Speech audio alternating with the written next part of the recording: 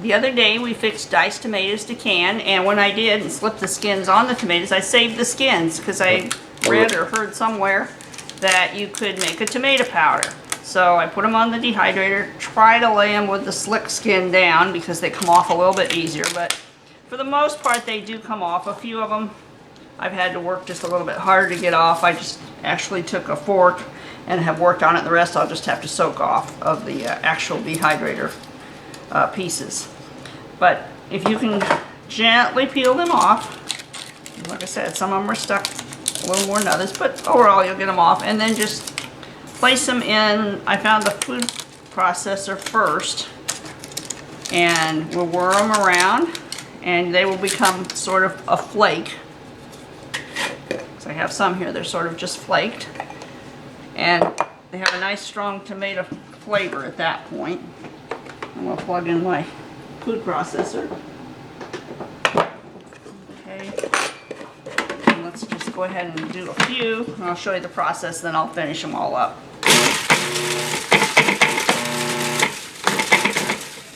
I may not have enough in there to do it, though. I have to finish putting more in to do that. Yeah, it's a light load. Yeah, too light a load. So you do need quite a few tomato skins to make this work. Like I said, some of them are coming off easier than others. As I hurry, they're not coming off as easy. You need a fork? Nope, I got a fork right here. But you know what? I think I've already started loosening them off this one.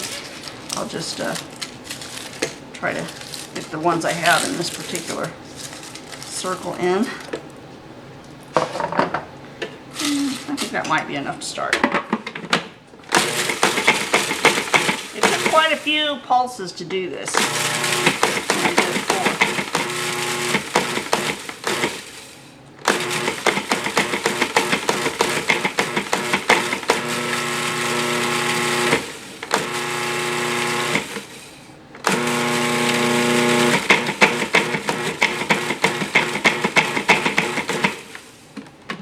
And although I think you could use the flakes, I really think you might actually not like the texture of those flakes in food.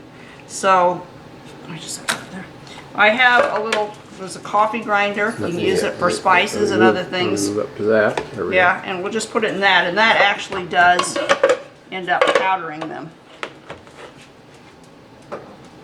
Okay. Reach in here and just grab some to put in there. It has a smaller blade. So, and it will just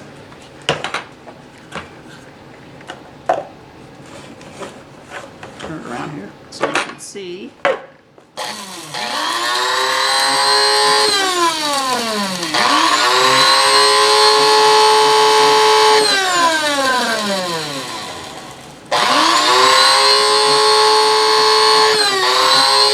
You see the powder puffing out?